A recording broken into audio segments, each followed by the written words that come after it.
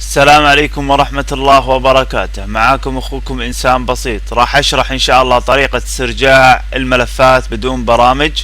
نضغط على ستارت وبعدها نذهب الى كمبيوتر وندخل الى السي، بعدها نروح الى يوزر، بعدها نروح الى اسم المستخدم انسان بسيط، اروح الى ملف انسان بسيط، بعدها اروح نفترض الان مثل ما نشوف الان سطح المكتب فاضي ما في ملفات، فنروح الى سطح المكتب المكان اللي حذفنا منه الملف، نضغط زر الماوس الايمن ونروح الى خصائص وبعدها نروح الى هذا القسم.